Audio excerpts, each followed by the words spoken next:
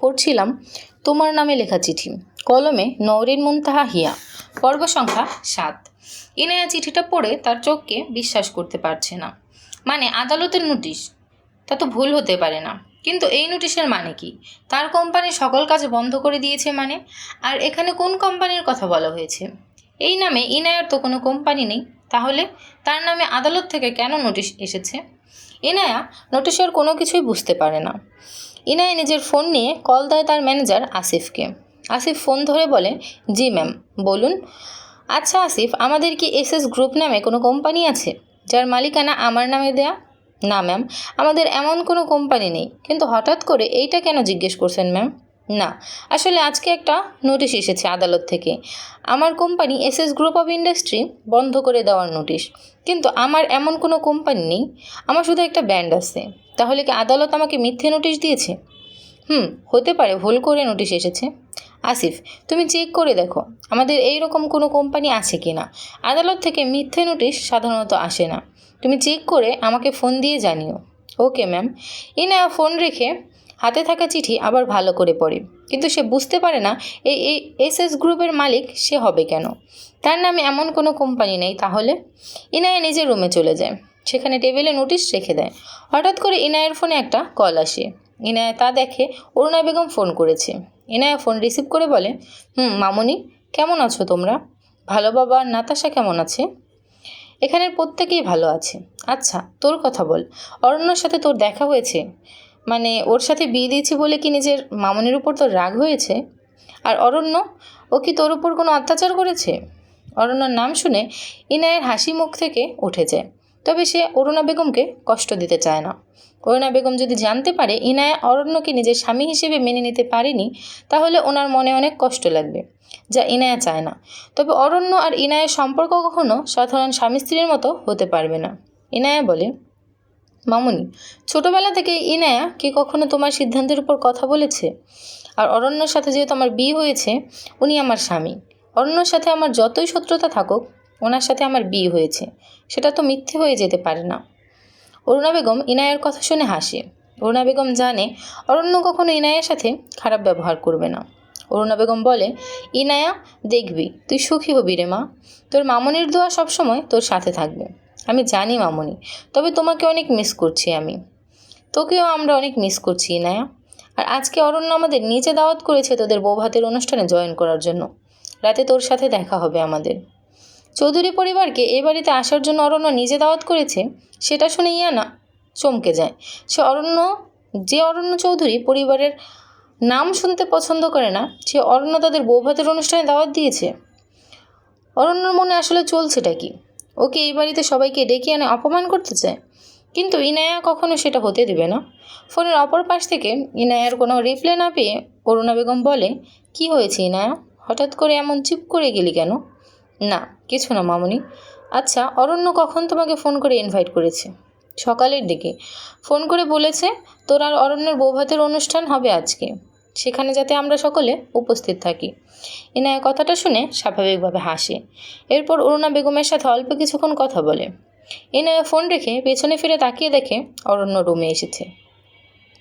ইনায়া যায় অরণ্যর কাছে আর ওর সামনে দাঁড়িয়ে জিজ্ঞেস করে, সমস্যা কি আপনার? কি করতে চান আপনি? চৌধুরী পরিবারের সকলে আপনার শত্রু, তাহলে ওদের কেন বৌভাতের অনুষ্ঠানে ইনভাইট করেছেন? আপনার মনে কি চলছে অরণ্য? অরণ্য হেসে জবাব দেয়, সবসময় এত রেগে কথা বলেন কেন আপনি? আমি আপনার শত্রু হই, তার সাথে জামাইও হই। জামাইয়ের সাথে ভালোবেসে কথা বলতে হয়, তাকে সম্মান করতে হয়। অরণ্য একদম কথা ঘোরানোর চেষ্টা করবেন না। যা জিজ্ঞেস করেছি তার উত্তর দিন। বলুন, চৌধুরী পরিবারের সবাইকে কেন ইনভাইট করেছেন আপনি? একটা কথা ভালো করে শুনে রাখুন অরণ্য, আপনার জন্য যদি আমার মামনি বা ভালো বাবার কোনো ক্ষতি বা অপমান হয়, তাহলে কিন্তু ওই ইনায়া আপনাকে খুন করে ফেলবে। ইনায়ের খুন করার কথা শুনে অরণ্য ভাবে, মানুষের বউরা তাদের জামাইকে একটু পর পর কিস করতে চায়, আর আমার বউ তাকে কথায় কথায় খুন করতে চায়। আম্মু গো, কোন জল্লাদ মেয়ের সাথে আমার বিয়ে দিয়ে দিলে? নাতি নাতির মুখ না দেখে নিজের ছেলের মরা মুখ তোমাকে দেখতে হবে। অরণ্য কোনো জবাব না পেয়ে ইনায়া আবার জিজ্ঞেস করে, কি সমস্যা আপনার? উত্তর দেন না কেন? আরে জল্লাদ বউ, থুকো। মিসেস ইনায়া, শান্ত হয়ে যান। শুনুন, চৌধুরী পরিবারের সাথে আমার শত্রুতা অবশ্যই আছে, কিন্তু ওনারা আপনার পরিবার। মেয়ের বৌভাত যদি তার পরিবারই কেউ না আসে তাহলে বিষয়টা খারাপ দেখা যায়, যার জন্য ওনাদের আমন্ত্রণ জানাতে হয়েছে আমার। সত্যি বলছেন? 3 সত্যি বউ আমার, বিশ্বাস করেন। অরণ্যর কথা শুনে ইনায়ের বিশ্বাস হয়। কেন জানি অরণ্যর কথা এখন অবিশ্বাস করতে ইচ্ছে করছে না। অরণ্য আয়নার সামনে দাঁড়িয়ে নিজের চুল ঠিক করতে থাকে আর বলে, আজকে আমাদের বৌভাতের অনুষ্ঠান, তাই দয়া করে রেডি থাকবেন। আর অনুষ্ঠানে কোনো ঝামেলা করবেন না, কারণ সেখানে অনেক মিডিয়া আর আপনার পরিবারের লোক থাকবে। অরণ্য, আপনার কথার কি মানে?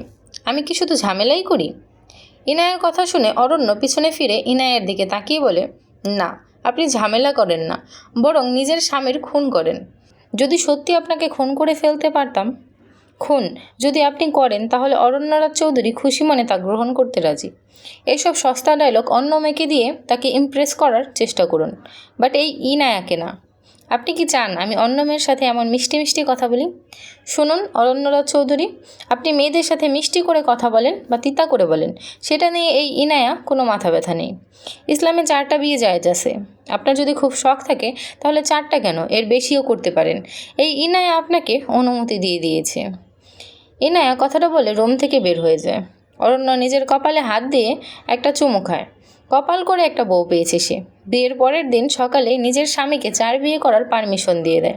বাংলাদেশ সরকারের কাছে আবেদন জানায় এমন বউ যেন ঘরে ঘরে দেয়। আমি একা কেন সহ্য করব? সময় বিকাল 5টা।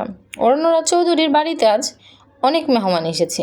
অনেক মিডিয়া, বড় বড় শহরের ব্যবসায়ী সকলে উপস্থিত হয়েছে। ইনায়া ওর রুমে বসে আছে। অরণ্যর পরনে একটা সাদা পাঞ্জাবি আর পায়জামা।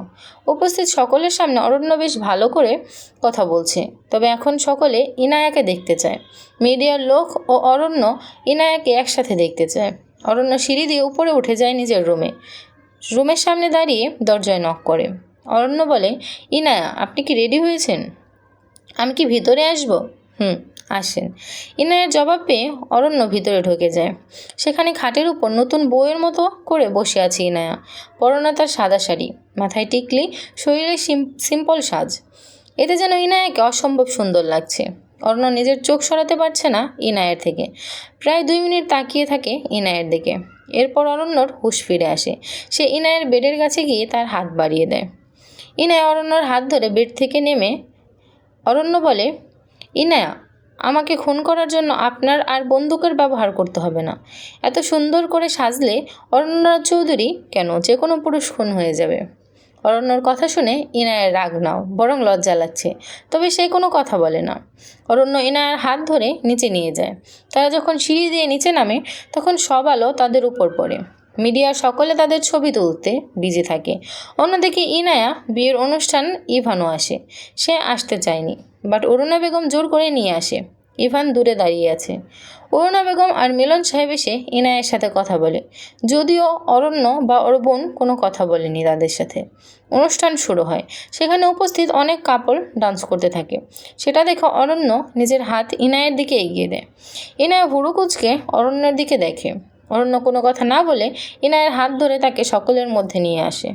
ইনায়ের কোমর জড়িয়ে ধরে অরণ্য নিজের কাছে নিয়ে আসে। ইনায়া চমকে যায়।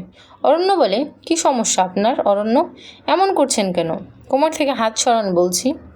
আমি আপনার কোমর না জড়িয়ে ধরি তাহলে ডান্স কী করে করব?